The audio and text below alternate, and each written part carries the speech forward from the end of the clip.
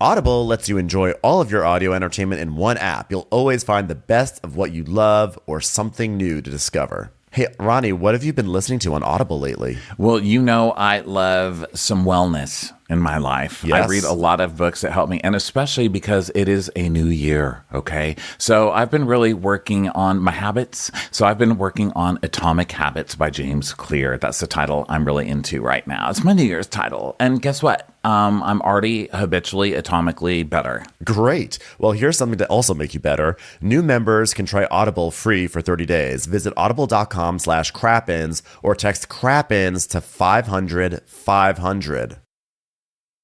Wondery's new podcast, Dis and Tell, wades into the glorious mess of celebrity beef. Each episode explores a different iconic celebrity feud and asks, what does our obsession with these feuds say about us? Follow Dis and Tell wherever you get your podcasts. You can listen ad-free on the Amazon Music or Wondery app.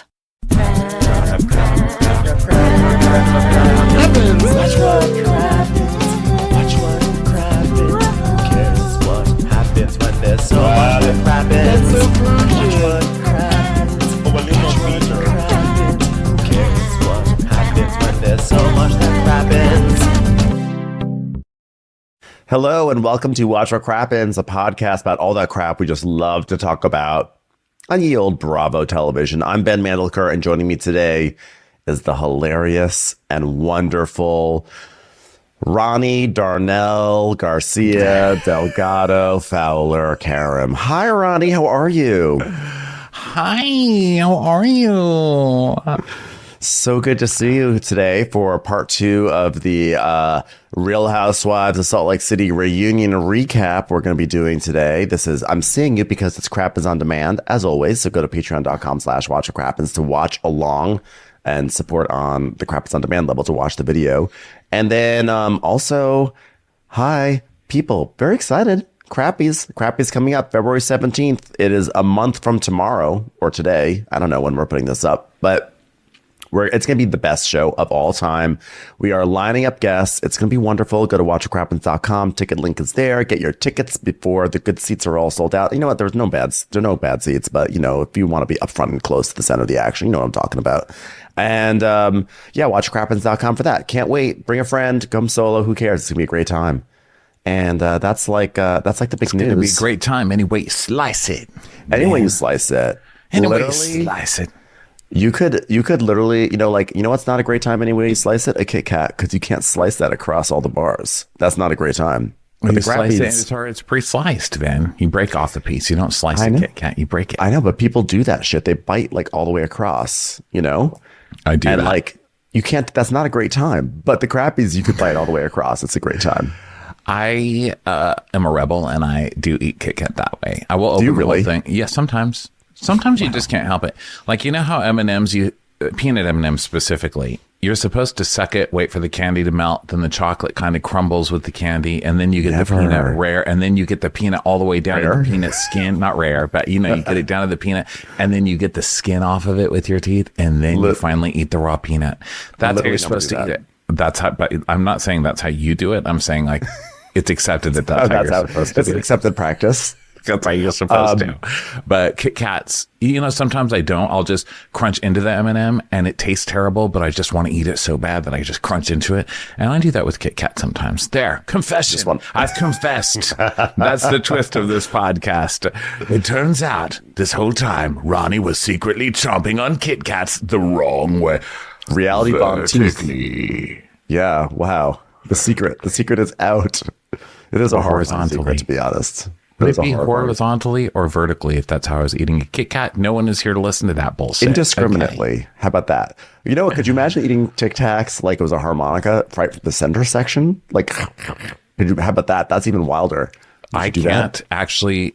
You know, there's a lot of instruments I've tried to play. One of them is not harmonica because it's a mouth instrument and I want to eat the instrument. Like I played saxophones. It's not multiple. I played one when I was in, not even junior high. What's before junior high? I was in like, was that band? Orchestra. Yeah, band. And I played sax and I would like ruin the reed because I would sit there and nibble on the reeds. I have a sickness. It's like a Kit Kat. It was like the Kit Kat of wood. Saxophones are the Kit Kat of brass. That's gonna be that's the theme for today's episode. We got to dive into the Salt Lake City recap. I don't know if there's any other thing to announce except that Dwell Hello is going to be on this week. So we've wasted enough time talking about Kit Kats. Let's get to it. People have a lot. This is a huge episode. Monica squeals. Oh my God, Monica. Jesus. Monica. All of them just screaming and fighting and not able to, stop talking over each other. Andy, we all need to be very, very grateful that Andy's still showing up, because sometimes Andy just looks like he's done. Like the batteries are just dead and he's just like, I've had enough, He's going to have his like, I'm mad as hell and I'm not going to take it anymore moment from, what's that movie called? Newsbreak? Network. He's going to have that moment. I'm mad as hell and I'm not going to take it anymore after this. That's why I get a Kit Kat. Give me a break. Hey, you know what I'm not going to take anymore? Love your boobs. I'm gonna not take talking about how great your boobs look. Okay. Hey, Kit Kat, have you had any work done since I last saw you? Kit Kat's like, yeah, I'm actually a big cat now. I'm just one big bar. I love it. I've actually been eating the wrong ways since we've last talked, Andy, and it's changed my life. It looks great on you. Tell me about it. Hey, Kit Kat. The wrong way is the number one cause of relationship declines with the ship. Hey, Kit Kat, is somebody eating you vertically? Looks good on you. So here we go. Salt Lake City. Tonight, did someone get thrown down the stairs? And that, ladies and gentlemen, is why this show is the best show on television. So I don't care what the Emmys say, okay? Also, by the way, falling or being thrown down a staircase is, I believe, the number one campiest crime in like the world of gayness, right? It really is. It is like the most 50s movie about like ladies, like Valley of the Dolls kind of a movie that you can get. Yeah, I recently, someone posted a clip of Dolores Claiborne on Instagram recently, which is a movie I really loved in the 90s. And so I was kind of like revisiting it, like reading the plot on Wikipedia. And I forgot that the movie starts with Kathy Bates being like a suspect of like throwing someone down the stairs or something like that. Like, of course it does. That movie is so gay and campy. Of course it starts with an older lady being flung down the staircase. I am starting to see in comments, just on Salt Lake City episodes in general, like a big divide with gays and women. And usually I feel like we're pretty much on the same side. I mean, come on, gays are pretty much, women are our best friends. I mean, for the most part, at least in my life. So I feel like the comments aren't usually that different from each other. But with Salt Lake City, I see it because I see like a lot of women being like, oh my God, Monica's mother's a narcissist. Poor Monica's trauma. And that's why Monica's going through this, because trauma. And the gays are like, oh my God, got thrown down the stairs. Yes, queen. Yes. Yes. Like, this is where we diverge as groups. This is where we love the campy, horrible stuff. We're like, Linda. I mean, listen. After this episode, especially, I'm like, how does Linda not have a bigger following? Because this episode just kind of iconized her. A gay icon. What do you say? How do you say it? What's the process of becoming a gay? She's like yassified. She got lionized. Lionized. She was yassified. She would. That's an actual word. I like that word, yassified. There's nothing. No story ever comes out about Linda that makes her a better person. It just gets worse and worse. But since she's not our mother and we don't have to live with her, it's amazing. Yeah, it's so over the top. It's so campy. It's like the best thing like I've seen. Now, is she inflicting huge amounts of generational trauma on Monica and Monica's daughters? Yes, and that's very sad. But I don't watch these shows to think about that too seriously, or if I ever teeter into that territory, I'm ashamed of myself afterwards. Listen, I'm a Bravo fan. I have no place in my life for shame. I've given it up. I'm sitting in front of Bravo all day. That's just how I go. So we'll get to it because there's a lot. There's a lot going. There's a lot and also nothing. There's like nothing. A lot, but also nothing new. You know what I mean? Well, yeah. So and Mary, I love it. But one thing that I love, and Mary, one thing that I love about this episode, or a lot of times the reunion episodes, is that it starts up just like mid-argument. So like the part 2 starts now. And it just comes back to, bitch, I deserve to be here spending your kids' money on a fucking purse. You're irresponsible and you set a bad message. I'm like, ooh, I just love just coming in at a 10. I love it. And she also did say, you with a Range Rover under a carport. Yes, of course. That's what she said. I checked it after. But it's hilarious. Also, people all week have been like, oh my God, you guys need to watch this on Peacock because it's uncensored. And they're really saying fuck you and C word. Yeah, also listen and watch what crappens. Spread the word because we're also saying fuck you. We don't say the C word, but we do say cut fitness, which is still probably better than this. It's probably more fitting than the C word. It is, yeah. So yeah, Angie's yelling, and then Monica is squealing. She's like, "Are you insane? Keep my fucking kids out of your fucking mouth, you piece of shit!" I'm like, well, again, she's not calling your kids anything. She's calling you a bad mother, and I feel like that's fair in the world of Housewives. I feel like if she called your kids stupid or something, that would be bad. But calling you a bad mother is totally fine. Like, I'm fine with that. Yeah, you can have you should be allowed to have a performance review. Okay. So, Angie's like, well, then stop talking shit about mine, about Electra. Fuck off. Nobody wants you here. And the gay's like, bullshit, I do. So then Monica's like, thank you, Angie. Thank you. I'm very well aware of that. And so Meredith's like, listen, I would love to keep talking about this, but can we make it warmer? Whitney has sprayed silly string all over her spray tan to keep warm over here. Okay. Jesus. Whitney is wearing a $30 Colt Gaia string mask and she's about to freeze. She's colder than her backyard when the hot tub's turned off.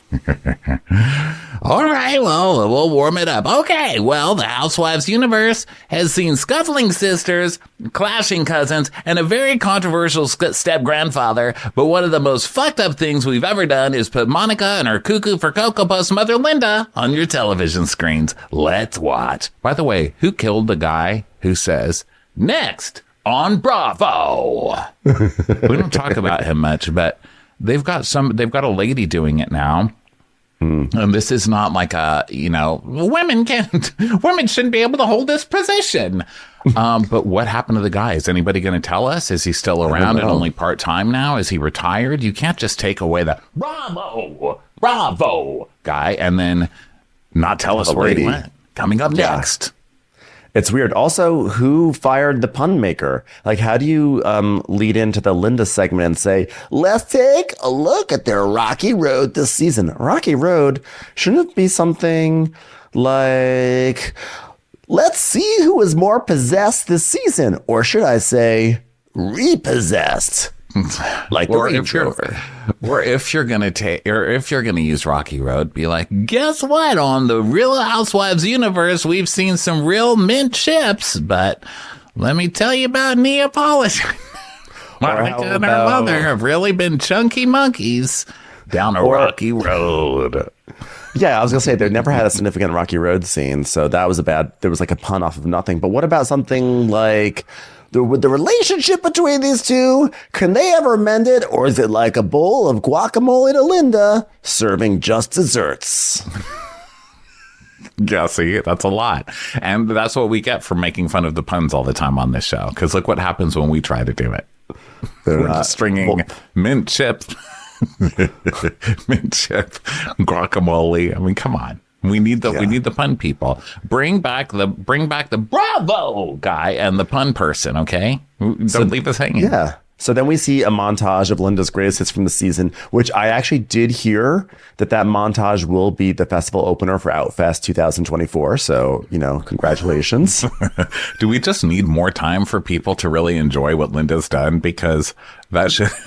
See, I think it was this, because listen, during the season, we've talked about what a monster Linda is, but I feel everybody getting heated, or not everybody, but I feel people getting heated out there. Like, you think drama's funny? I mean, kind of, because I've been through it. Okay. Like, you want to talk about mommy drama? I've had my own. Okay. So No, when it's happening, I don't necessarily think it's hilarious. When it's happening to somebody else on my TV and said person is in a ball gown that looks like a napkin from a banquet tucked into their top of their ball gown. Yeah, I mean, I think it's funnier. And all put together like this, I think it's funny. Honestly, if someone comes for me that I'm laughing at this Linda montage and that I think that she's like this amazing wretched monster, and someone says, "How could you laugh at this generational trauma?"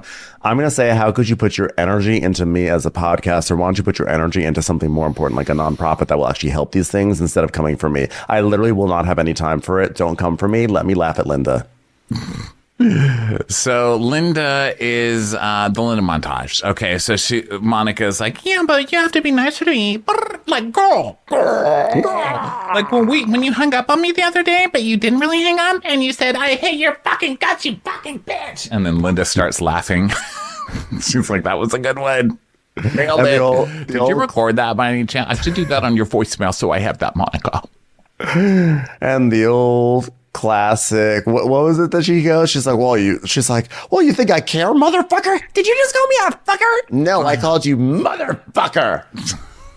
And they do like a black slow fade to black off that. Like, how powerful. What powerful abuse. I was like, standing ovation. So one thing that they brought up was the thing where Monica's mom left her. I think I mentioned it last week in one of the shows we were doing, this one or the Crappy Hour or something. But there's a video that Monica's mom released that was like, I did not abandon Monica. The truth is, I got a job in New York, and I left Monica with friends. Monica loved these people. Monica babysat these people. Monica was best friends with these people. So that was the mom side. So then, motherfucker. So then we're back, and Andy's like, wow, lot to unpack. I mean, not a lot, because you're the poor one, but still, so heartbreaking. Did you ever get to the bottom of Bermuda? What was your mom's involvement that made your family cancel on you? By the way, another thing we found out, because Monica actually tweeted at her mother, "Mom, I apologize to you because I did find out that you were not the one that was responsible for this after all, getting my family to turn on me in Bermuda." And the mom's like, "That is right, Monica. That is right." So Monica did know that her mother didn't do this. I don't know when she found out, but Monica's answer is right now is not what ended up being the truth. Is it particularly sensitive to lead off a segment about Monica being dropped off in Pennsylvania while her mom gallivanted in New York City by saying, "Wow, a lot to unpack here"? Is that really the best thing to start the segment off with? Well, we have a lot to unpack here. Not Monica, because we're not taking her with us. Monica, I'd like you to answer this with some wild abandon, please. That is terrible. You know, it's a fucking podcast. Everyone, you know, I'm taking on the role of Linda terrible. today. I don't care if it's a podcast. Monica, it's been a lot of talking. Would you like an abandonment? Freshen up. That barely even makes sense. It made like a trickle of snot come out of my nose, and now I have a tissue. Are you happy now? Are you happy that you produced me to this? So incredibly stupid. An abandonment. I would love to launch a breath mint company called but like spelled like abandon, but like in a way that like it doesn't look like it says abandon, like abandon. And people are like, "Oh my God, have you tried abandonments?" Oh, like UBAN, like Uban. Abandonment. Under it. Uban. So, it's like the U-Bahn in like Berlin. Okay, I'll stop. So Andy asked how long since they've spoken, since filming wrapped. And so she didn't get a straight answer from her family in Bermuda, what happened. And Monica says, "Girl, So my mother messaged production and said she wanted to go to Bermuda, and they said, no." And so she got really pissed off, and she said she felt like I'm the one who should be there because the family remembers me more. And so she threw a huge fit. And I was like, did she do this because she didn't get to come on the trip? Wow. Wow. Still so much to unpack. It's time for a commercial. It's time for a Crappens commercial. Being an actual royal is never about finding your happy ending. But the worst part is, if they step out of line or fall in love with the wrong person, it changes the course of history. I'm Arisha Skidmore-Williams. And I'm Brooke Sifrin. We've been telling the stories of the rich and famous on the hit Wondery show Even the Rich, and talking about the latest celebrity news on Rich and Daily. We're going all over the world on our new show, Even the Royals. We'll be diving headfirst into the lives of the world's kings, queens, and all the wannabes in their orbit throughout history. Think Succession meets The Crown meets real life. We're going to pull back the gilded curtain and show how royal status might be bright and shiny, but it comes at the expense of, well, everything else. Like your freedom, your privacy, and sometimes even your head.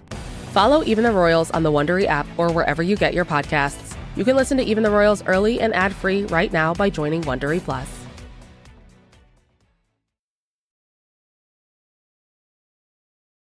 So Andy is talking about the mom leaving when she was 12 and stuff. And Monica says that Linda went to New York to do television, like for a television career. And Andy's like, well, she got on TV, score. And Monica's like, she sure did. So he asked her, like, how do you feel about your mom tweeting about the show every week? And then we see the tweets pop up. Monica's not really, I don't think, Linda's not really coming for Monica that hard. And look, to be fair, I kind of had these questions last week about the Reality Von Teese thing. I didn't think that Reality Von Teese was coming for the other ladies that hard. So I don't understand I can understand why they're mad, especially after we saw the stalking and, all the other stuff that's come from it. Of course they're going to be mad, but they didn't have any screenshots of. They had a couple. They had the one where she said Whitney was a swinger, and Heather, she was posting something that Jen had said about Heather looking like Shrek or something like that. So we had seen a couple, but we hadn't seen a ton of evidence of Monica being horrible to the other women.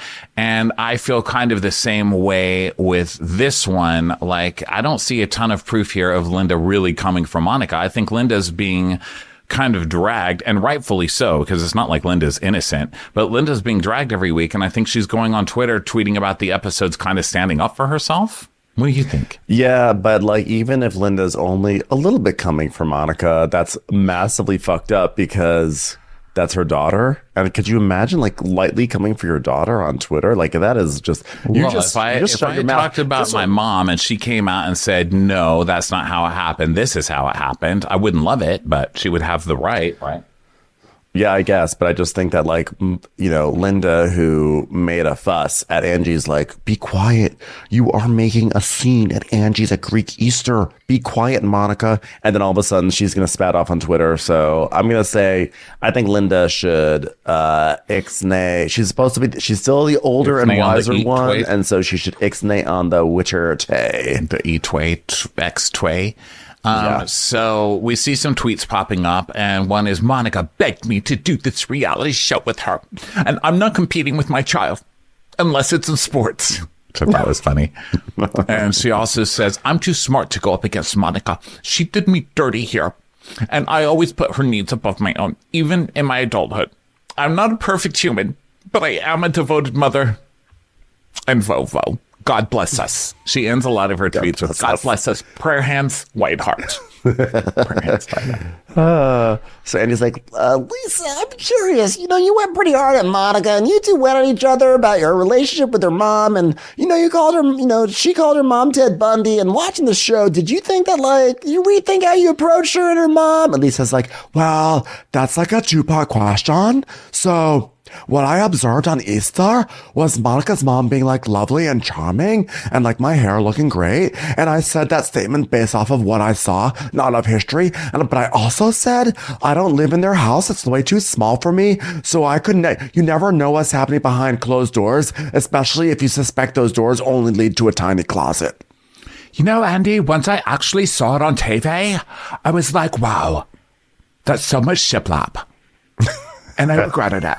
I regretted it, Andy. When I saw it on TV, I said, does it count as an open concept if your dining room is in your kitchen? So Monica's like, And I appreciate that. And I can appreciate how, like, from an outside perspective, it does look like I'm a complete bitch to my mom. But anyone who's dealt with it can see what she's doing. which, yes, whatever is said about Monica or whatever, nutcase she turns out to be over the course of this reunion and this season, Linda sucks. I think we can all agree Linda's a on monster. that. I mean, that is definitely a wrestling match where you want both of them to win and both of them to lose at the same time, Yeah, Linda is a full monster, but like as a presence on our television, I think she is a gay icon. So Andy's like, she left her 12-year-old to pursue a career in television. Do you think your mom was like auditioning to be a housewife? And so Monica tells the story. She's like, Girl, when I applied to be on the show, I did like my phone interview. And the first place I went to was like my mom's. I just laid on the couch, girl, and I like cried. I was like, I totally like fucked this up. I like totally fucking bombed it, girl. And she's like, And then my mom said, Monica, let's say a prayer. Dear Joseph Smith, please let me get this show and not Monica. I was like, whoa. So supposedly, Monica, let it be me. Like that, this is some Lucille Bluth. Like, it's not really Lucille Bluth, but like this is like the stuff that we'd like dream of. But This also, awful I don't mothering. believe, part of me is like, I don't believe it. But then I'm like, you just saw a clip of Linda's greatest hits. Of course it's true. Like, of course it is true that she would be like, okay, Monica didn't get it, then please let me have gotten it instead.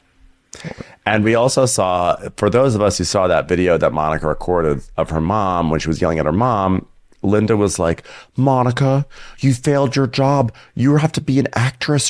This is about acting. It's about being in as many scenes as possible, Monica. So she definitely does think like that. But Monica's credibility is so in the gutter also. Let's just really not overlook that.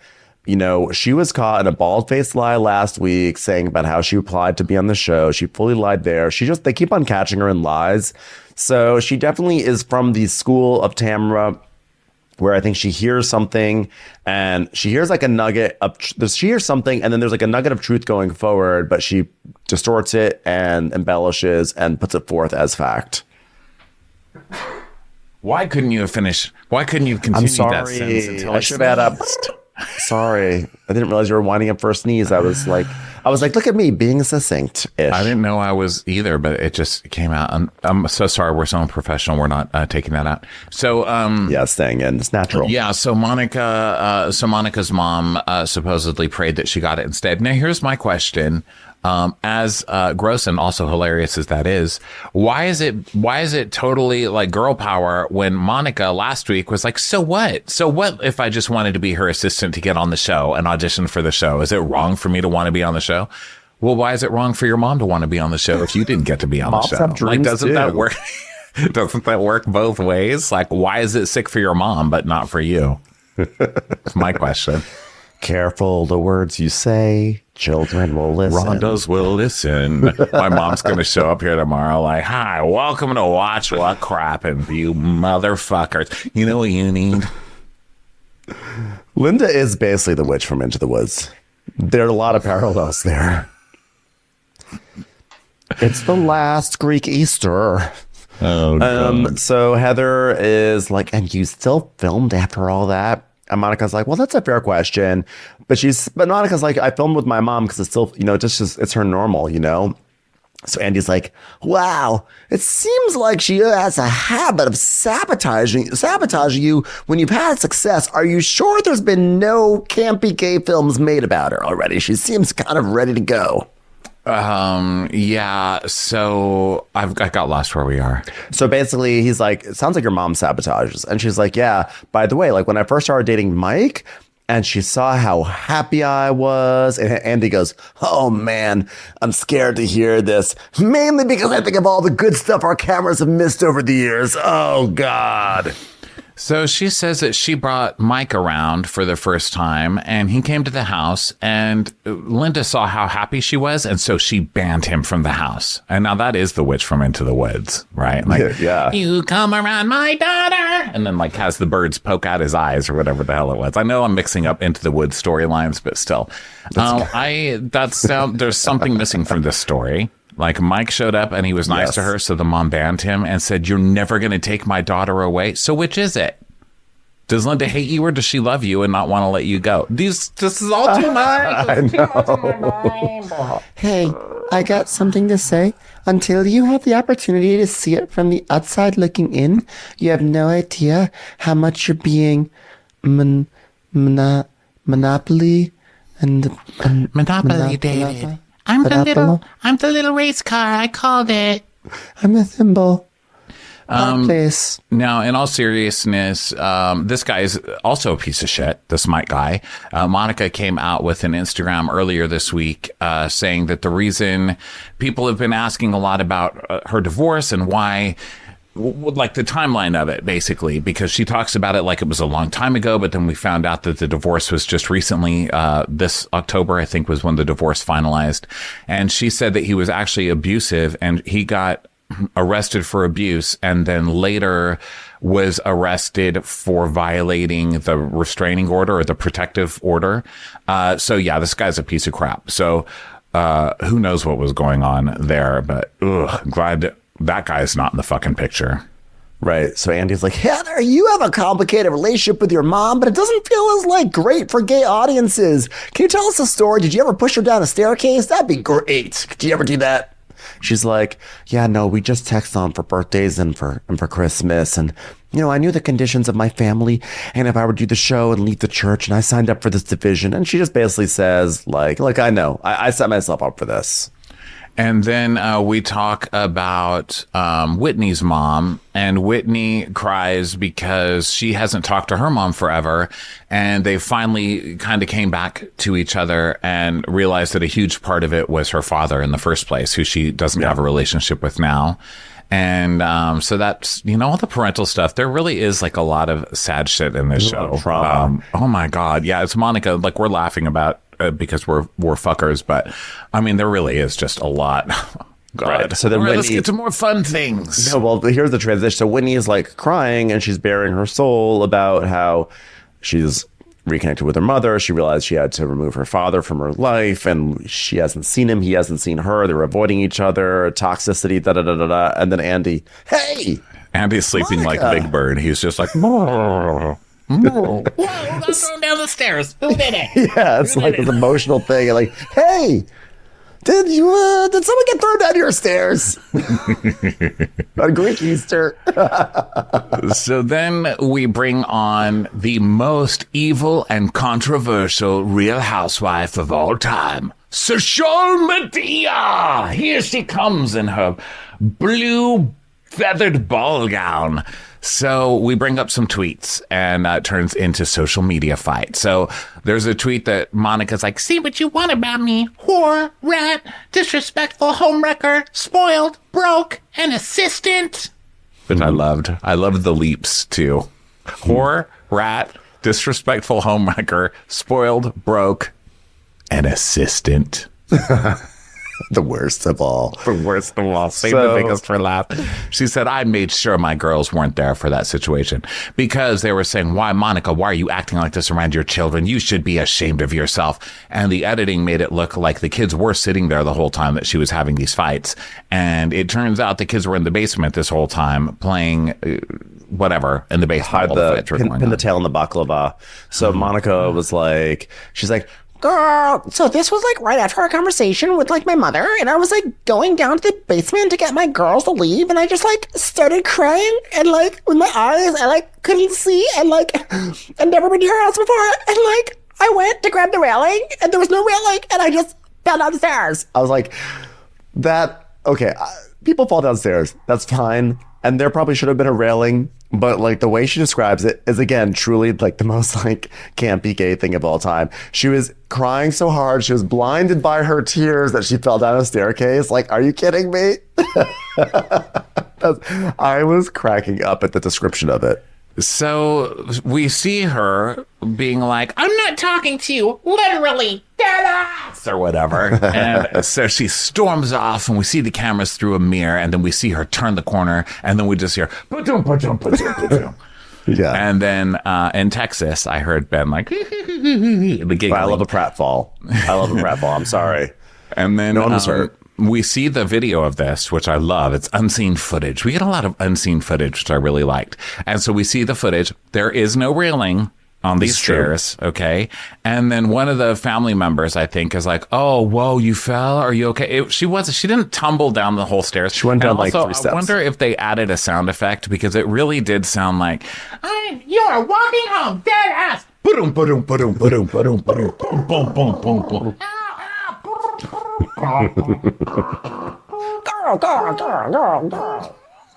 Like, how far did she fall down? But then when we see it, it's halfway down the stairs and it looks like she slipped and fell on her butt.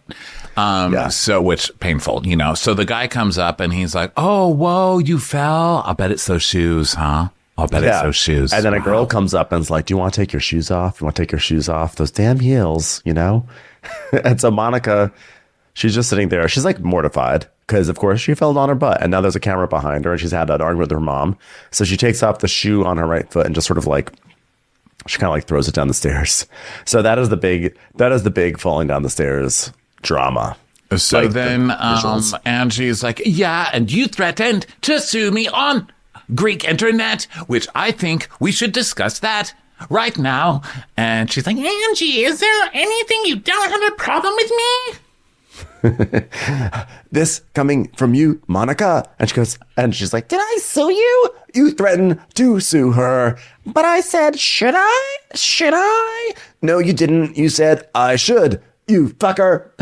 So And then we see a tweet and Monica's saying, "Almost hit your knees, triple question mark. You were the biggest freaking asshole. You know damn well what happened. I left your house with bumps, bloody, and bruised, multiple exclamation points. I should sue your ass for not having your home to code, you fuck. And you said, you piece of shit." And and then Angie's like, "And you also said, you piece of shit." She goes, Well, yeah, I did say that. And you were a piece of shit because I was responding to what you said. and then she goes, "And then you threw a shoe and almost hit a Greek toddler." you almost hit a toddler with your shoe. I love that. But, and by the way, to Monica's credit, when we saw her throw the shoe is definitely like just thrown down the staircase. It was not thrown She through the did not air. almost across hit the room. baby in the No toddler. Okay. And the toddler would have been fine. Yeah, there was a toddler, but she did not hurl the shoe across the room, barely missing a toddler. But again, this is why this season's so good, because you have sentences like, "You threw a shoe and almost hit a toddler." And she's So like, I didn't throw a shoe. My shoes went up a line. which is also a lie because we saw you toss the shoe. they- But Yeah, you're her both shoes full are of not- it. both Basically, you're full both of it. full of it. So Angie's like, "Okay, well, then what about this? You tell your side, and then I will tell my side Greek because you won't let me Greek talk, and you talk, and I will respond because that is how adults do it." And Angie's like, "Oh my God, thank you. Thank you. But I am good with children, so I am good with Monica. Choo choo. Choo choo. Eat George's food and then dessert." "The plane is coming in to the hangar." Monica's like, "Ah." So Monica's like, Girl, I fell down the freaking stairs, okay? And like one shoe went flying off, and my other shoe was like half hanging on. So I undid it and I threw it down and I said, "I want to go home, girl."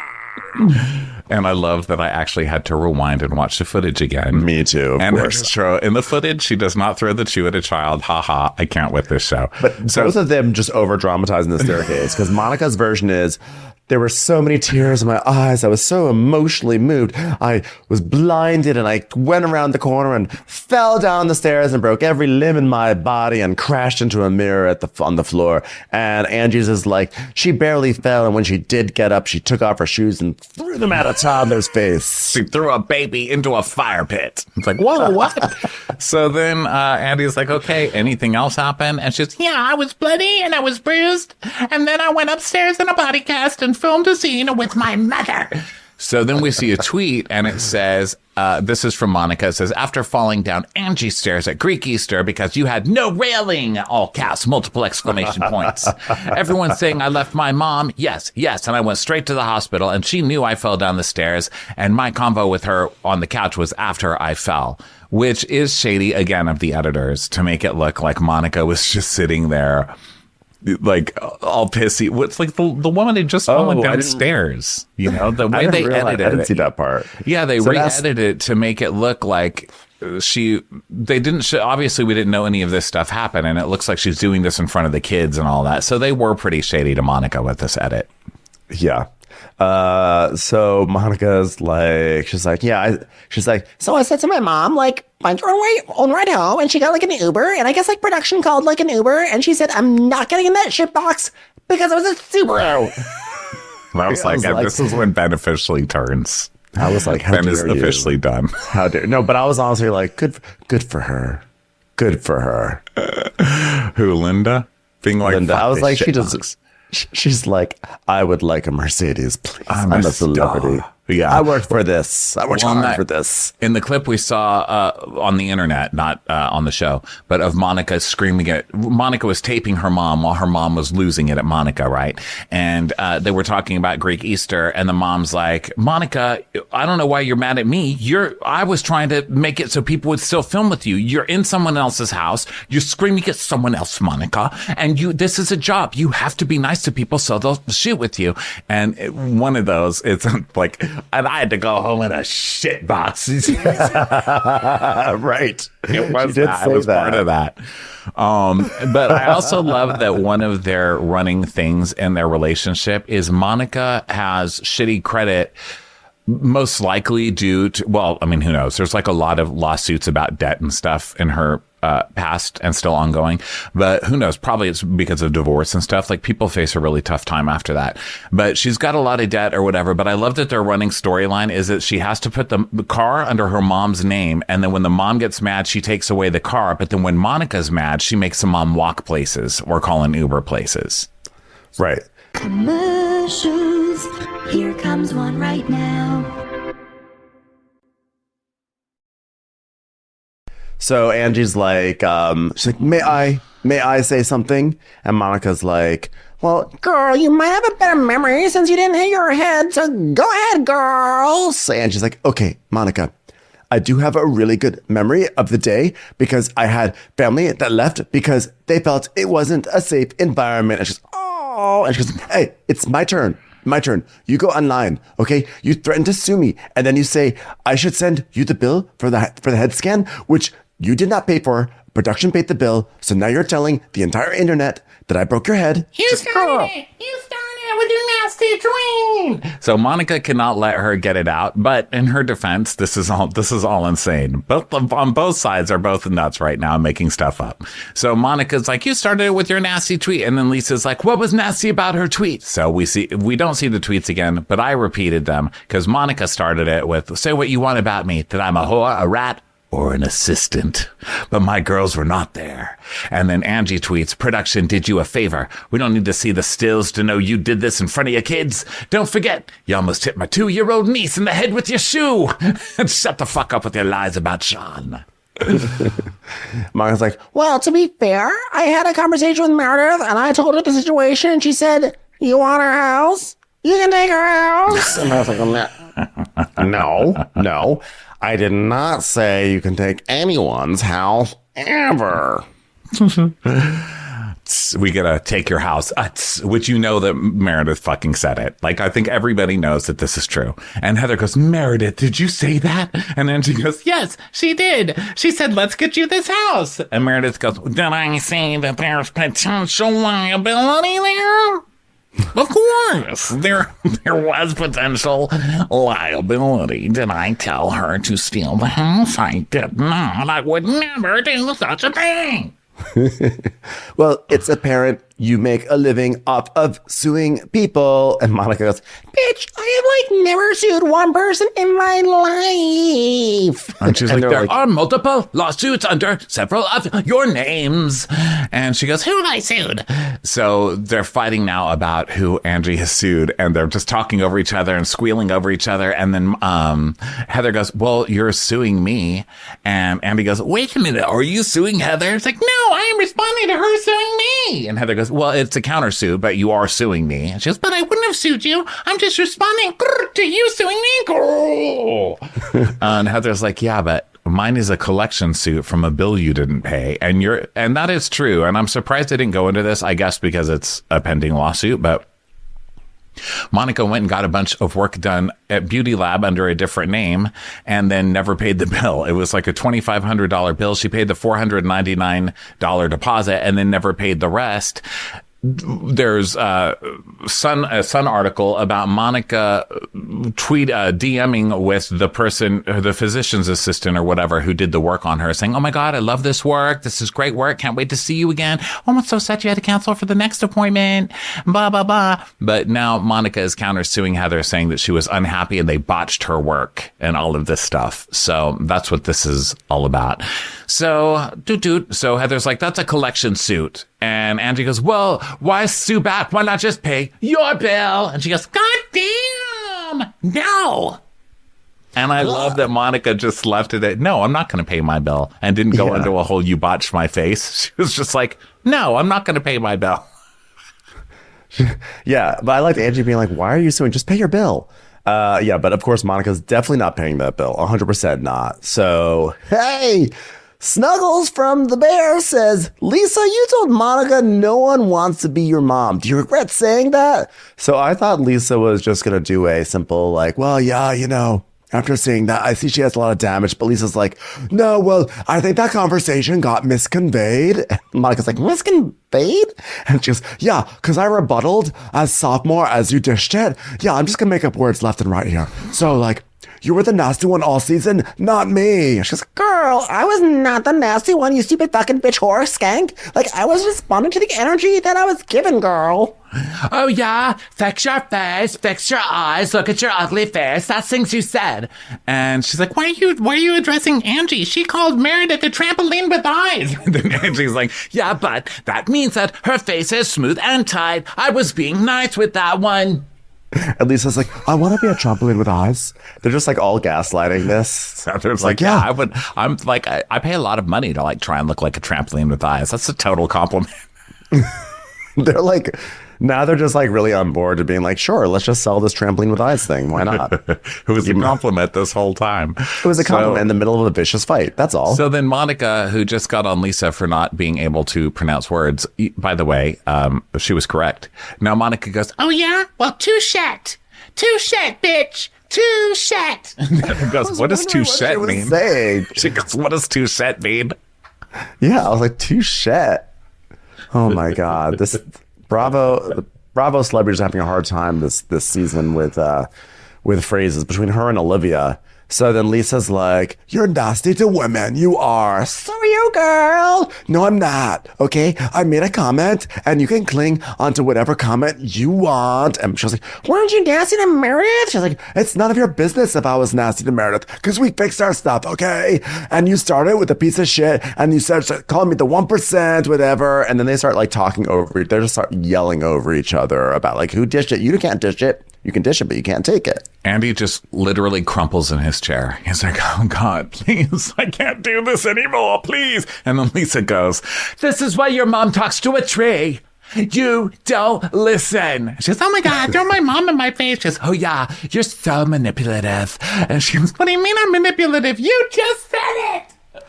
so they're screaming. And so Lisa's like, "I'm going to get very direct with you." So then Monica's, squeaking about, "Oh my gosh, you said nobody wants to be my mother." She goes, "Yeah, but it's because you said that I'm not your mom." Oh my God. And then Monica goes, see, this is the thing. They just go so low. It's like, how can you pick a side? Because then Monica goes, "How could you even say that when your husband's adopted? You're disgusting." Oh my God. Right. And then Whitney covers her nose and she's like, Oh my God, this is hurting my ears. Why can I still hear it? she's like, you're covering your nose, Whitney. Oh, okay, thank you. You're welcome. What?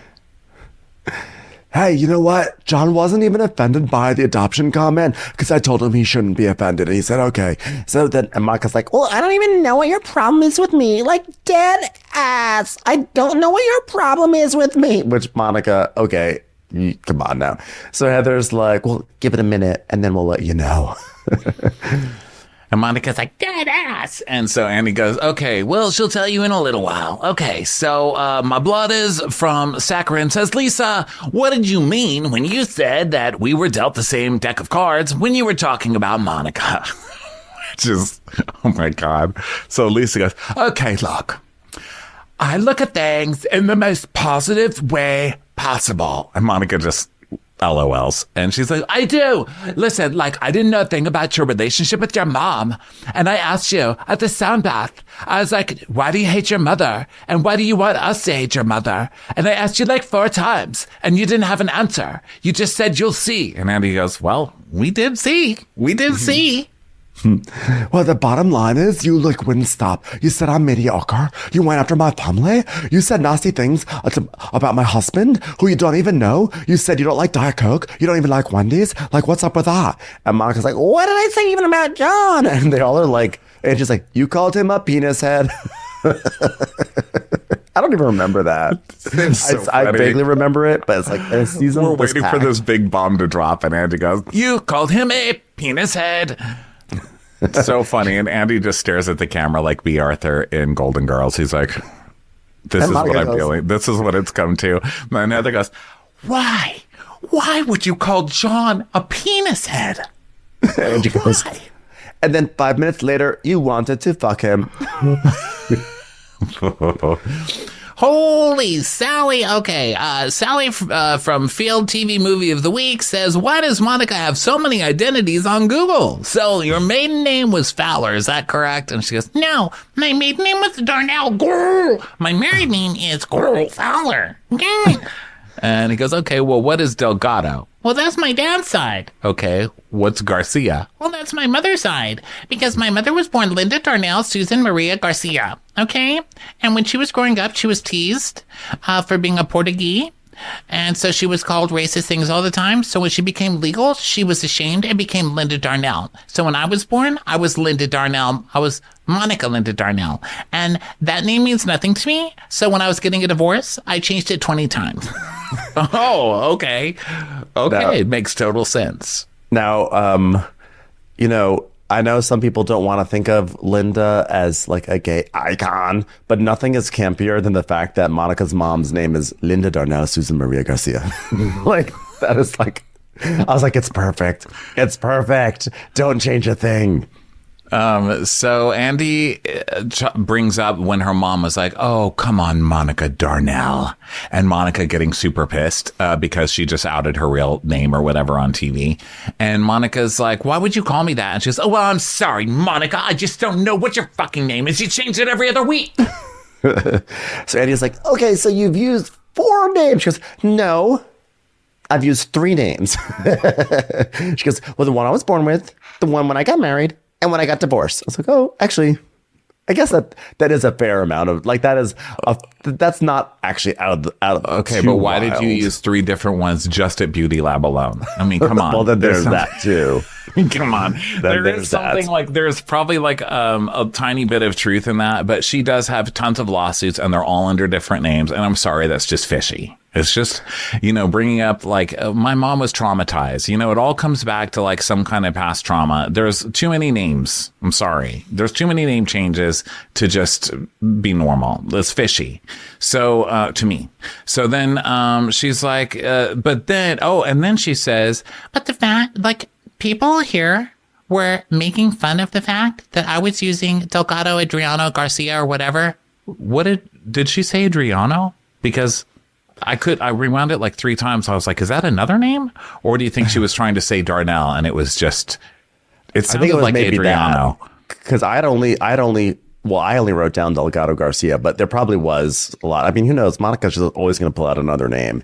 And so she said that she had confided into She's like, how dare you? I use 3 names. So when people accuse it, And one of them was Nikki also, which she didn't say here, but one of them is Monica Nikki something. But she's like, how dare you? I've only used 3 names.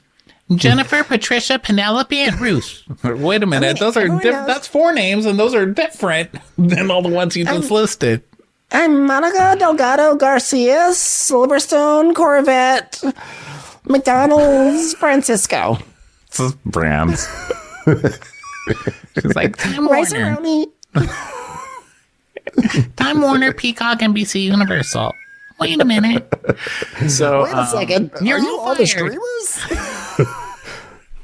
And then all these writers were saying I was taking advantage of them. It's like, oh well, gosh. So then Lisa's like, Wait, so- hold on. So we missed the main point of this, making stupid jokes. So she is saying that they were accusing her of basically changing her name to look more Latina just to get on the show. And Lisa goes, who said that? And she's like, you did, Lisa. And she goes, I did not say that. Do not look at me and say that when I did not say that, because you're saying that I said something that I did not say. I did not say that. So and this is actually an important point for a little bit later. Lisa goes, you know who said that?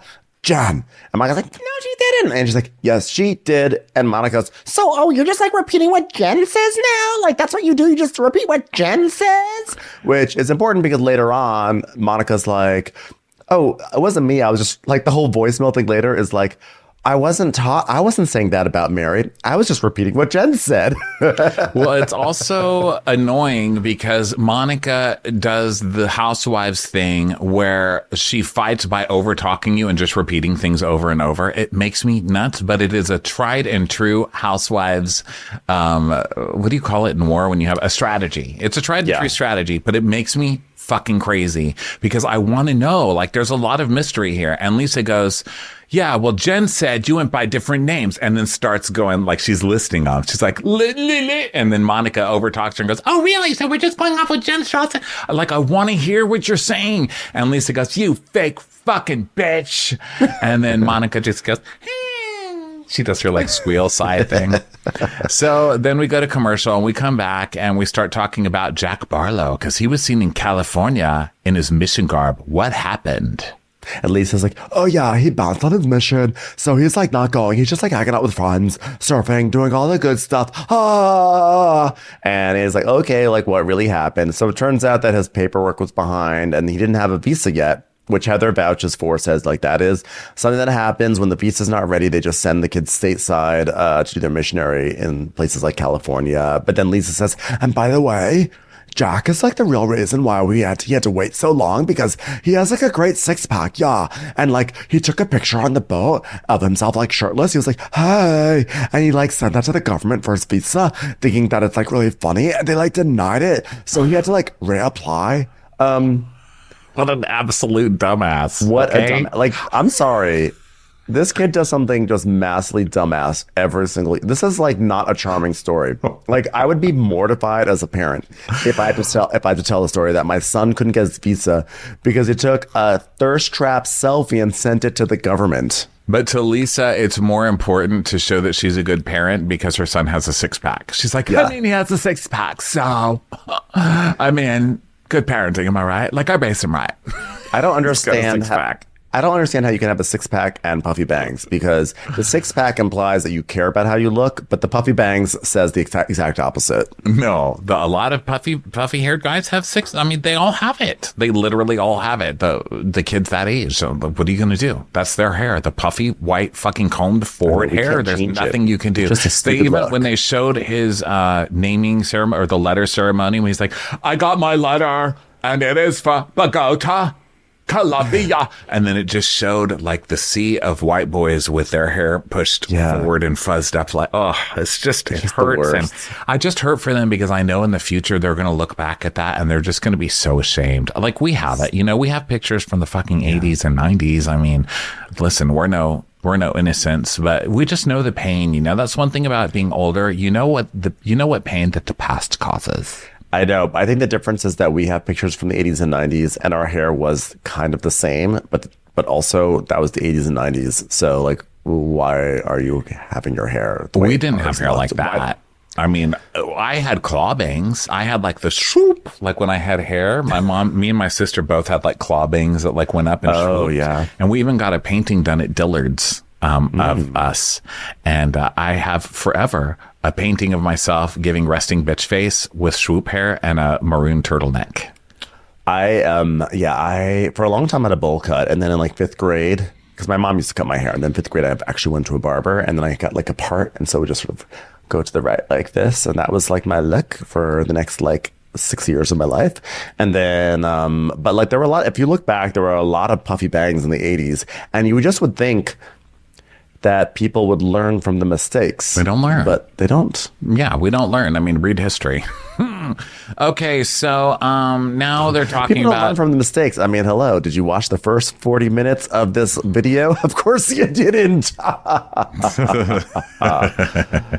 So Heather, they talk about like why Heather was so traumatized by Jack's mission. So we go over that, and Heather's like, it just reminds me of what I grew up with and what I no longer have, because I was invited, but I knew why, but I still felt hurt and sad. And Lisa's like, well, listen, it's not because you're not in the church. Like Whitney's not in the church. Like she has a pole in her house. She still got to come. So. Yeah. And so basically Andy's like, well, but at the moment you're kind of like Heather, you're kind of like a hater towards the church, so why would she include you? And Heather's like, yeah, but like Whitney got to go, and Whitney's like, but do you understand why I had a basic level of respect not wanting to talk about it? Because Whitney's really upset that Heather called her a hypocrite for wanting to go. And Heather's like, no, it's just, she basically just says like, you know what, like for me, I just didn't understand if this was like a belief system that we understand how much damage it can do, what it stands for. And then all of a sudden we're gonna be like, oh, good luck, have fun. Like she was just grappling with it. So then we go on break, and he announces that Mary Cosby is going to come, and Whitney's like, I'll be at lunch then. Burn. I just burned her good. So then we go to break. Monica's in her dressing room, and Mary comes in to say hi, and Monica's like, oh my God, you're like going in. She's just doing like her squeal compliment thing. And so she's like, this has been a real bloodbath. Like, they're all coming for me. They're like relentless. And Mary's like, why, do they feel like you did them wrong? And so they're done with you without you even having a chance to explain why? Like, oh my God, how many hours have they been out there, for Christ's sake? I know. You can say a lot about a reunion, especially this one, but you're not going to say that Monica didn't get a chance to speak. I mean, come on. Yeah, Monica's like, I am not explaining my situation. I'm like, you have done nothing but talk this entire time. Like, the only time Monica has been quiet was talking about Jack's mission. The rest of it's just been her being like, so, like, just, like, she has not stopped. And so, but of course she paints it like, I haven't been able to say a word. They're just coming for me. As if you did not, like have an account that like was making fun of them all on the internet. She just sort of always phrases it in a way like, I'm just so innocent. I'm the victim. Yeah. So we come back. So Mary comes out, and Andy's like, we'll pop some 2003 Dom Perignon because we're joined by our old friend Mary M. Cosby. Mary, great to see you at a reunion finally. She's like, okay, that's not funny, and you're going to make me pay for that forever. Because she did, and he rubs it in. He's like, well, we did miss you with the last reunion that you weren't at in season 2, and you refused to come, and we put an entire body of water in the center of the stage for someone to fall, and you didn't even take that chance to slip, which you could have taken, whatever. She goes, well, I didn't come because, first of all, how I was treated the entire season, and then how things were allegedly said that were completely not true, and I didn't feel comfortable, so I didn't come. And he's like, yeah, but okay, so when you were on Watch What Happens Live, I asked you why you came back to the show, and you said to help you guys out. I'm wondering if the other women, did you feel like you needed the other women back to come back to help the other women? Why can't I say this sentence? Hey, other women, did you feel you needed Mary to come back to help out? And they're all like, I think, kissing her butt. Like, I don't really see why, but Heather's like, I did. We totally needed Mary. And you see kind of shades of Jen, like how she would treat Jen with kind of kid gloves. And I think she's doing that. She's like, oh yeah, we totally needed Mary. And Angie's like, yeah, there was some comedic relief there for Greek, sure. And Mary's like, oh, Angie, this is your first year. Why are you even answering? And Andy's like, she was being nice to you. She goes, oh, she was? Well. And he's like, yeah, she said we needed comedic relief, So then Andy starts talking to Heather, and then Angie turns to Mary and is like, by the way, you have lipstick on your teeth. And Mary's like, oh, thanks. And that apparently is all it takes because now Mary loves Angie. So And then Heather's it like, turns her. I didn't even notice that. I was like, wow, what happened with Mary and Angie No. that it turned so quickly? Angie was there like, you have lipstick on your teeth. So, Andy's like, well, what do you think about Mary, Heather? And Heather's like, well, you never know what you're going to get with Mary Cosby. And that's kind of the fun. It makes filming with her really exciting. And I felt like she was back. I love the fun of not knowing what Mary Cosby's going to say. I'm like, until she says she hates you. Which is, she's like, the only thing you're going to get with Mary Cosby is dissed. So that's fun. That's going to be a great segment, Mary. So She's Andy like, asks "Bye." Mary who she likes, and she goes, well, I like Angie. Is that your name? Love you. Doing great on the show. Angie's like, oh. Have you been on Andy's here like, 10 "What?" years? God, you're good. You're really good on this show. You remember you just gave her a huge amount of attitude about 30 seconds ago. Nope. That's a lie. So she goes, also, Monica's pretty. I like her. And Meredith. And that's it. And, Heather, I liked you until I saw your interview about me. And she goes, what are you talking about? She goes, about my house, saying, you get to tour Mary's house and like making fun of my house. And then we see the clip of Heather being like, oh my God, the decor is just like her personality. Big dog. I mean, she's just so great, isn't she? She's amazing. It's like getting to hang out with one of the popular kids. I mean, she's got Chanel pillows. She's got green carpet. She's got like throne chairs. I mean, like a person from Whoville. It's amazing. You don't like the reaction to your house, but we're like all fine with your reaction to us. And Mary's like, I don't say anything to you. What do I say about you, Lisa? Oh, okay. And Mary Lisa's like, says nothing about anybody. Roll the know. clip. It's just Mary like, idiot, moron. Mary says plenty of terrible things in her interviews too, just as snarky as Heather and the Dr. Seuss chairs. And by the way, Mary, your chairs are wild Dr. Seuss chairs, okay? Like sometimes you have to face certain truths about your chairs. Yeah. So she's like, I didn't say anything about you, Lisa. Name one thing. And she goes, well, I mean, okay, maybe not that season. So Andy goes, okay, well, with all due, you did call Heather inbred. And she goes, Lisa goes, yeah, what's worse? Her making a comment about your house or you calling her inbred?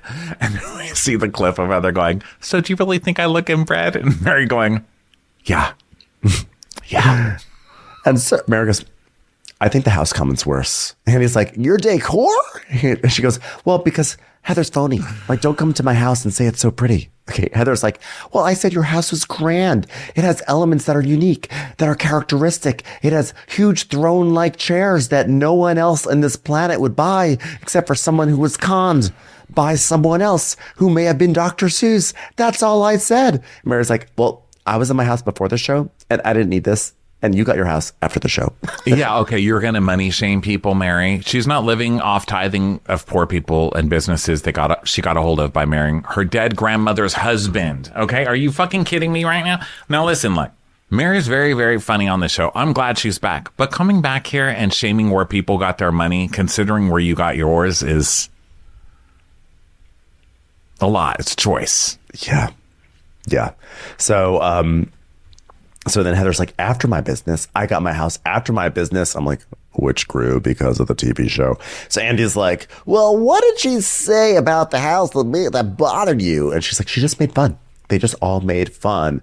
So Heather's like, well, you know what? You're welcome to make fun of my house. And I was just commenting on what I saw, and I was excited to be invited. Okay, all right.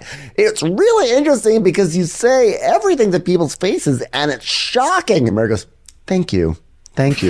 I'm saying thank you because, I say it to your face. Thank you. So then we see her greatest hits from the season. What made you wear that necklace? And do you have a mute button? You need to get one.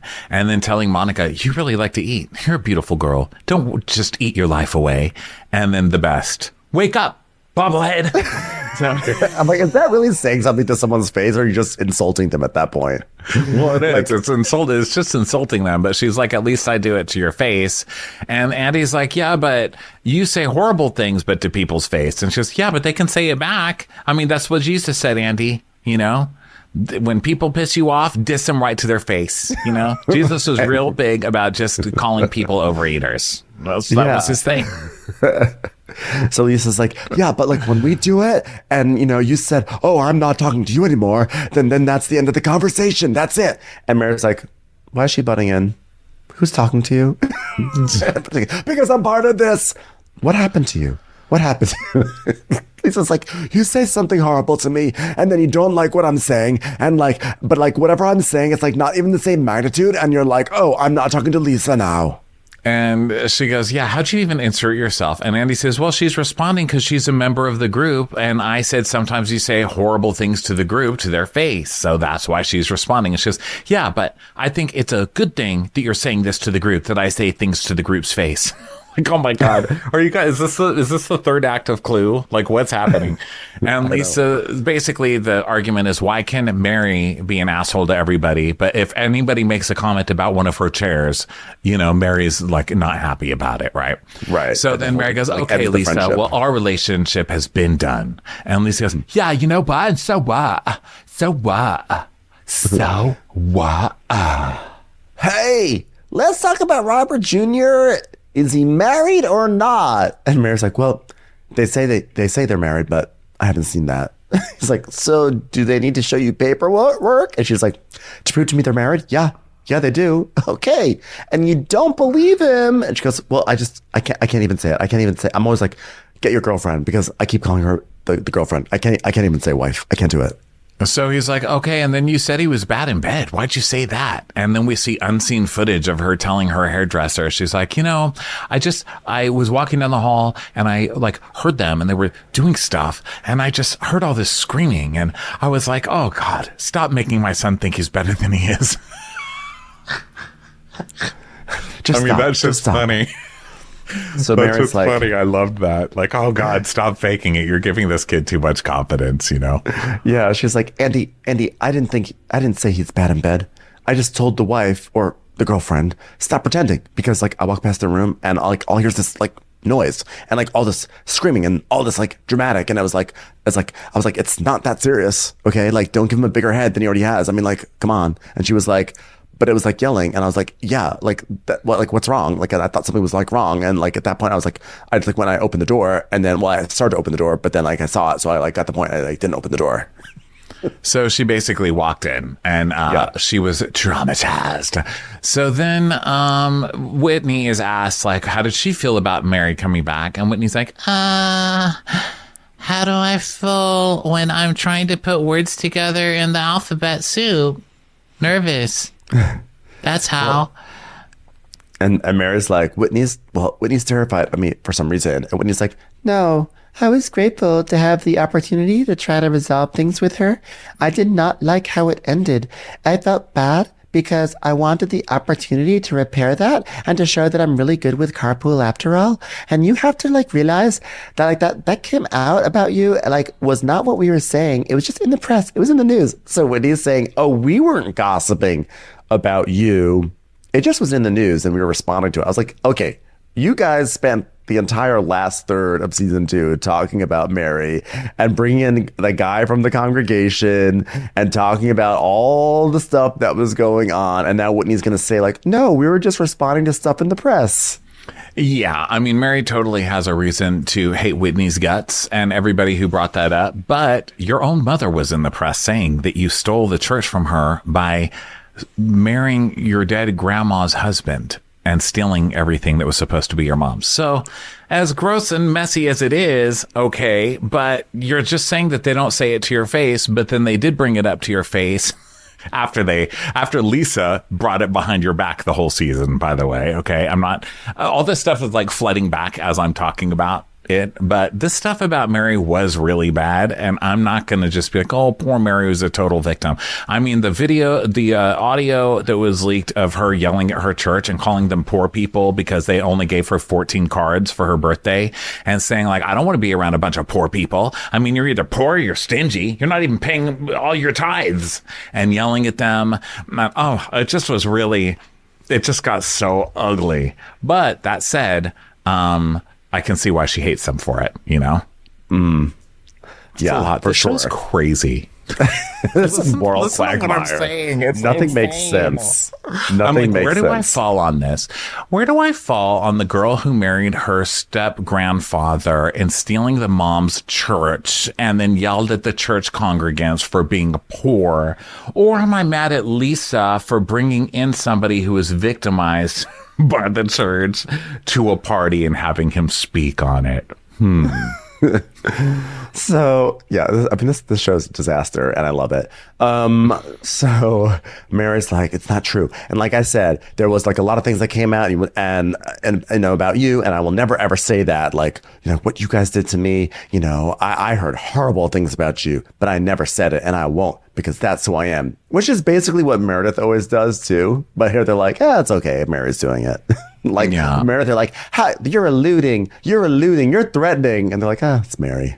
This time it's just Mary. Well, once again, I say, 1 minute you're saying they don't say things to your face, but then they did say things to your face and you're still pissed, you know? So she's like, well, I wouldn't do that to you. So Andy's like, well, Jim from Jones says, Whitney, don't you see that calling people predators is bad? Okay. And she's like, well, it's because, like, I have my own trauma. I was like, oh God, here we go. Like, everybody blames everything on trauma. She's like, I have my own trauma from being in a high demand religion. So I apologize. I don't think you're a predator, Mary. she goes, I'm not. And neither is my husband. And so, wow. So Andy's like, Whitney, you tweeted, I cannot sit and listen to this evil and mean woman talk about growth. OMFG, dead face. And that was on October 17th, 2023. So that's a recent one. So Whitney coming back and acting like, what? I can't believe Mary is mad at me. What? Yes. I know. And Whitney's like, well, it's just like hard because I feel like I personally have like put so much work into like myself, and like I spent thousands and thousands of dollars on therapy and also pole dancing classes, and I've been like making a conscious effort to be a better person, and to see you talk about us that way, to see like what you would say in your confessionals, and Mary's like, oh, so you're tweeting and cursing and calling me names is growth? Really? Is that what you're saying? And she's like, you got her there. Yeah. Exactly. For sure. And she goes, but I wouldn't have done that if you hadn't tweeted about me. and she goes, well, I didn't tweet anything about you. And then Whitney just makes that face like, Am I wearing any makeup? and then my friend, one of my best friends used to say that growing up all the time, Cheryl. She used to go, am I wearing any makeup? So Andy goes, well, you said she's racist. And we see the clip, the tweet of Mary saying, this tells me Whitney is racist too. But it doesn't say what she's responding to. So I have no idea what this tweet was responding to or what was racist. well, so Mary goes, the phrase before that was Mary goes, I didn't tweet anything about you. I just said you were racist. That's it. So Andy's like, yeah, okay. So you said she was racist. And she says, yeah, I did. And he said, do you believe that? And she goes, I do. 100% I do. And then everyone gasps like, oh, what? And Whitney goes, that breaks my heart. My heart. He's like, so what's this based on? And she goes, well, you know, what they were brought up in, you know, the religion that they were brought up in, you know, I believe that they have their beliefs, and they have like their belief is that our color is cursed by the color of Cain, and we'll be in a different heaven, and that will be hell. And Lisa's like, hi, I'm a Mormon. Can someone ask me? And they're like, we're not going to Lisa for Mormon expertise. no kidding. Because Andy goes, Heather, is that true? She goes, what about me? I'm as Mormon as Heather. And he's like, no, we'll we're gonna actually go to the woman who wrote a book who's against Mormonism because she's a more reliable source. Of Lisa, who owns a tequila company. I'm so sure. So Lisa also, this is a conversation about racism. And Lisa's like, hey, wait a minute. I'm just as Jewish as anybody. I mean, I'm just as Mormon as anybody else here. I mean, come on. I'm a Mormon Jew. Yeah, she goes, I'm a Jewish Mormon. So I was like, not helping. That doesn't actually make you more of an expert on this. It's actually literally not really a thing confusing. That doesn't make sense. No, so I was like, I'm a Christian. I'm a Christian Jew. Listen, I've heard of Jews for Jesus, but I don't know if I've heard of Jews for Joseph Smith personally. So I'm not seeing those Jews for Joe. Those in the airports. Oh God! It's Jews for undergarments. It's if Joseph Smith were running for mayor. It'd be like Jews for Joe. So, yeah, she's full of it. Also, this is a conversation about racism, but also this is also a conversation about a tweet that said, this tells me Whitney is racist too. So I want to know what they were originally talking about, and I still have no idea. But the point about Mormons being, the Mormon church being racist, I mean, duh, yeah, it's true. I mean, they didn't allow black people to be, to get to the temple level where you actually go to the temple until like 1978. I mean, come on. Like, Yeah, Heather says that the Mormon doctrine is rooted in racism, but like the Mormon church today is making efforts on every level to have outreach. I'm like, okay. So Whitney is like, I just want Mary to know, because it's like a big accusation to make, that I am no longer a member of the Mormon church, and that was part of my process. And Mary's like, well, by the way, I don't have anything against the Mormon church either. It's like this weird, like, backpedal. And Andy's like, but you just said it's a racist church. Because, yeah, but it doesn't mean I have anything against them. Now, if the Mormon church had said I had bad decor, now we'd have an issue. and she's like, I mean, it's just a religion. Like, I don't have anything against them. I just wish we could, like, just leave it alone. And Lisa goes, and that's fair. That's fair, Mary. Let me tell you, as someone who has been bar mitzvahed in long johns.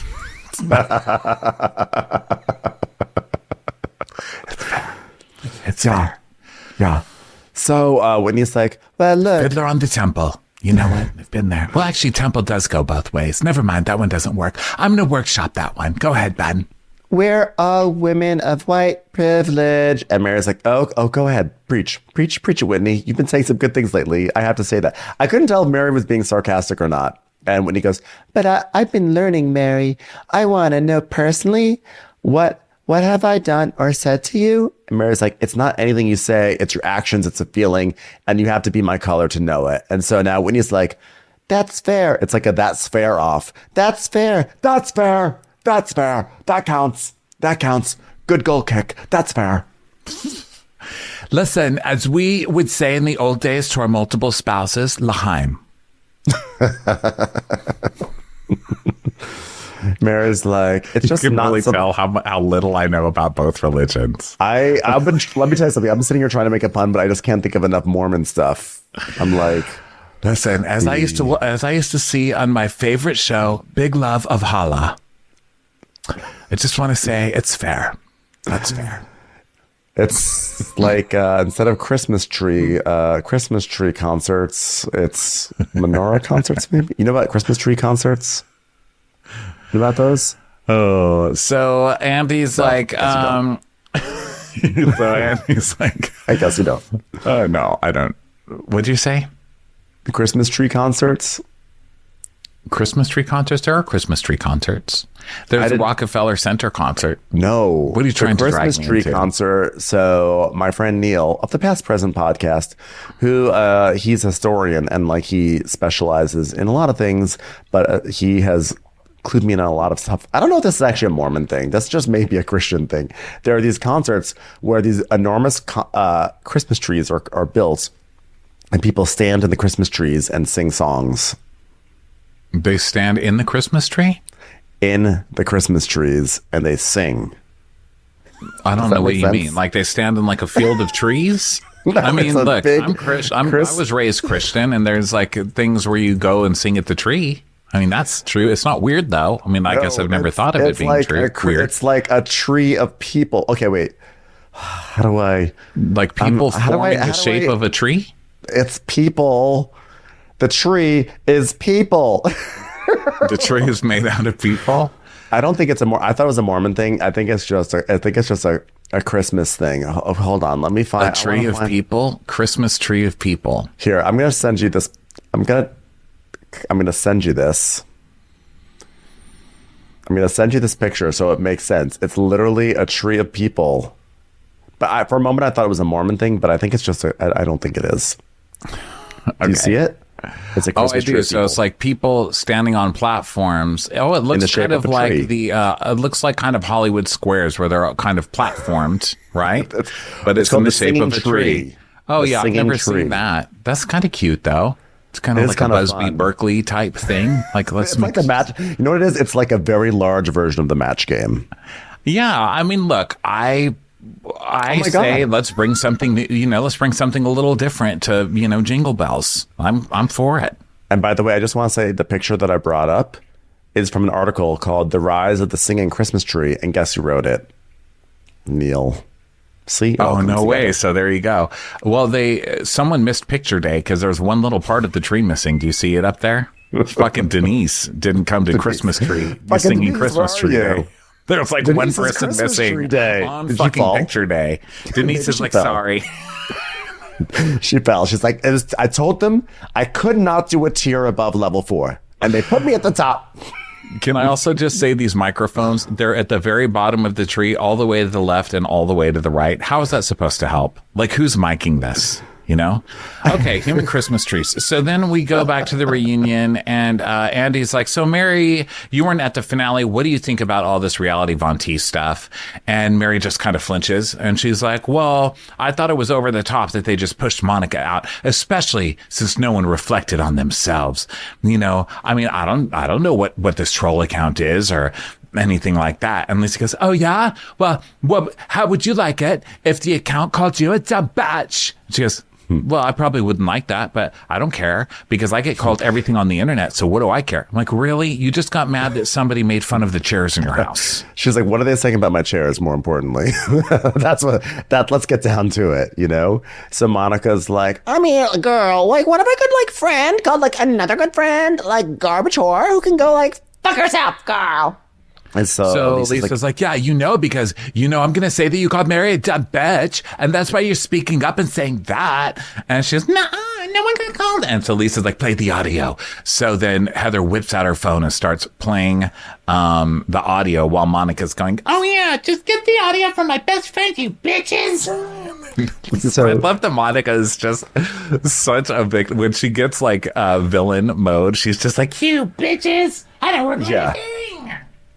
So now we have audio, and this is like one of the voicemails that were circling around the internet like last week or 2 weeks ago. And so we have this audio, basically Monica being like, Exactly, that's why I, like, called her a snake. Like, you dumb bitch. Like, Loki, I want to, like, DM Mary from, like, a burner account. and she's saying like, maybe I should do it from Reality Von Teese. Maybe I'll do that instead. and Mary's going, what? Who? What are they talking about? And Lisa's like, you, it's about you. Monica goes, no, it's not about you. And you guys, it's not fair for you to play one side of something and make it look a certain way. And nobody, which, I mean, kind of, but sorry, it's evidence. Like, it's evident. This is a witch trial, and this is, at least they're bringing evidence these days, you know? Yeah. And so she's like, nobody said anything about Mary. So then we hear more of the recording, and Monica's going, I mean, girl, she probably wouldn't even see it, but I'd be like, bitch. Like, I could do it from Reality Von Teese. Because, she'd be waiting on that. She'd be watching that shit. like, Monica's such a weirdo. So she's really going off in these messages, but in her defense, these messages, she does sound like a complete stalker and a weirdo, but she's not calling Mary a bitch. Well, it's hard to this one in particular. It was like we were talking about it on Crappy Hour, which coming up on this Monday, and it was sort of hard to understand the context of what was going on. And Monica's now saying, "Well, I wasn't talking about Mary." And then Heather's like, "Well, was it a different Mary? Was it the Mary who fell off the Christmas tree? I mean, you're gonna just dump a DM on the burner account?" And Monica's like, "No, Girl, that was, like, Jen who was saying it about her. So now Monica earlier was like, oh, so you're just repeating stuff that Jen says, is now fully using that as her defense. Like, I was just repeating what Jen was saying. That's all. So she's saying it's not about Mary. I have to agree. I don't think it sounds like it's about Mary at all. She's saying it starts with her going, oh, yeah, that's why I said, you dumb bitch. That's exactly why I called her a snake. Like, you dumb bitch. Like, low-key, I want to DM Mary from, like, a burner account. Yeah, Meaning she was agree. calling someone else a snake and a dumb bitch, and she's going to get Mary on their ass now by DMing Mary. That's what I'm getting from it. She doesn't have any beef with Mary, and Mary is like one of her few allies left. So I totally agree, but I just thought it was really funny that, like, Monica is such a Bravo star. She is such a Tamra. In that, like, she will attack you for something and then use that same thing as her own defense. So Monica has a couple points here I think are good. She's like, Jen was the one who said it, which was what you just said, but she goes, but it's not fair that you're playing my side, but you're not playing the other sides, which is Tanisha, obviously, right? And whoever else was this, like, Koa and the other people who were also part of Reality Von Teese. She's saying, like, Tanisha ratted her out, but they're not playing everything that Tanisha said, which I think is true. But at the same time, you're the one who got cast on the show. Like, you used it and spun it into you getting cast on the show, and now you're the one who kind of has to take the heat for it, because otherwise it becomes 20 people, like 20 assistants who were just like scheming. And we don't want to watch a show about all these assistants scheming against the housewives. Like it's kind of gross. We need one to focus on. And that's you. You're the one who got caught and you turned it into a reality career. So, and she also made such an effort to get ahead of her other scandals. And she was like so upfront, like, I had an affair, this happened to me, and this happened to me, and this happened to me. So the fact that she did not try to get ahead of this one then sort of really makes her look more guilty, you know? Like, I think like she could have said, guys, I have a confession and I really want to come clean about it. And it's been weighing on me. And I really, I want... It's going to make you guys mad, but I really want... Like, they probably would have been like, how dare you? But we're going to give you grace because we're ride or dies. But she didn't. So she really messed this one up in my mind. And what's also funny is that right here, you know, Lisa's starting to like say, like, blah, blah, blah, blah, blah, blah. She's going off. And Monica eventually then reverts to a new defense, which is, what? You never called someone a dumb bitch before? So now she's like, it's not even that bad. You never called someone a dumb bitch?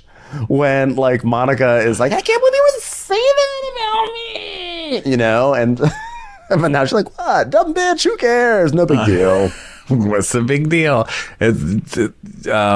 Something I see on El Internet a lot quoted is the narcissist prayer. That didn't happen. And if it did, it wasn't that bad. And if it was, that's not a big deal. And if it is, that's not my fault. And if it was, I didn't mean it. And if I did, you deserved it. And that is kind of, in a way, the Housewives, or really reality show. I mean, we see it on Southern Charm currently, so it's not only Housewives, but it's kind of the reality show thing. But it really explains a lot of what's going on here, I think. I mean, that's pretty exact. Oh, yeah. Because like when she's sort of like cornered, then she just pivots to something else. Yeah, and it's like, so what? So now it's bad to call people a dumb bitch? Since when? Which, by the way, just to be fair, Lisa just called her a fake bitch. So what's better? Lisa's like, you phony bitch, or whatever she said literally before the last commercial. So it's like no one's like completely innocent here, but yeah. So and then Heather makes some like snarky comment about like, you know, oh, well, you could just call someone like a dumb bitch or whatever with a burner account, or maybe use Reality Von Teese. And Mike goes, oh, Heather, shut the fuck up. And Heather's like, oh God. So she goes, literally, I don't even know what I did to you, Heather. Like, literally. Okay, Monica, that's a terrible defense there. That's like the worst one of all. So she goes, Heather, shut the fuck up. Your hairdresser is, or she says something that was beeped out. I think it was your hairdresser is Reality Von Teese, because that's Tanisha. And she's like, Reality Von Teese is like 6 people. And Lisa goes, no, it's not. No, it's not. And listen, I've asked people at both kinds of temple.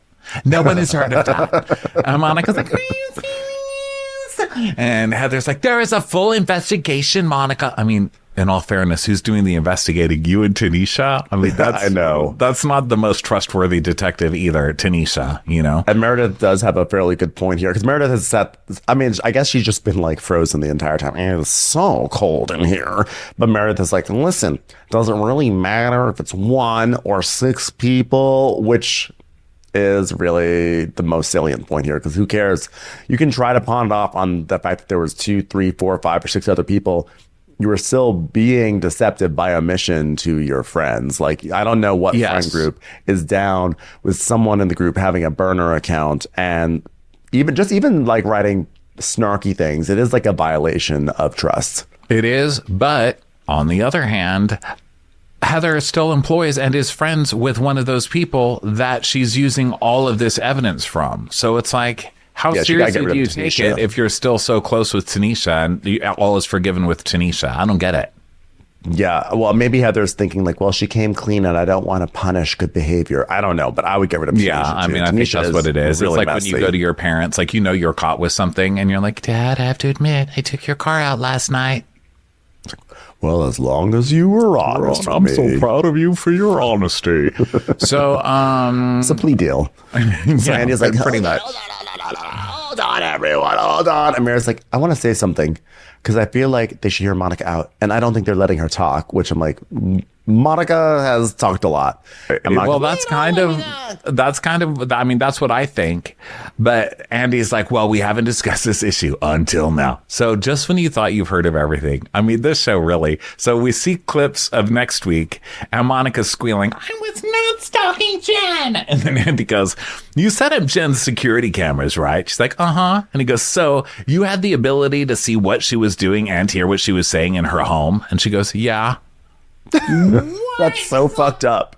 That is such a violation. I mean, that is like a some massive sliver violation. shit. That is sliver. I mean, we talked about in Crappy Hour that she was the one that set up the cameras. I thought they were in the office. I didn't know they were in her home, that she's like getting all the camera feeds from her home. I mean, that's like, I think might be, I don't know, is that borderline illegal? That is just like, that is definitely fucked up. But I will say, by the way, to Mary's point, like some credit to Mary here is that I was a little frustrated in the finale that when it was time for Monica to be like, okay, here's the story. Here's how I got involved in this. Here's what we did. That Lisa was the one who like barked up and just sort of like cut her off. It was like, oh, you're just going to record us now? Is that what you're going to do? You're just going to record us? And then Monica started screaming. So we really didn't get to hear the story. And I was really pissed about that. So I am interested in hearing Monica's side of the story. But what was funny was Monica acting like she just hasn't been able to even express herself this entire reunion. It's like, yeah, she said quite a bit, lady. Well, I have to say, it was the second hour of a reunion, and usually that is the most boring hour. It's like nothing happened. It sucks. And it still was fantastic. And the next one looks really, really crazy good. I'm going to predict that next week's will be a supersized one because we also have to get the story of the black eye.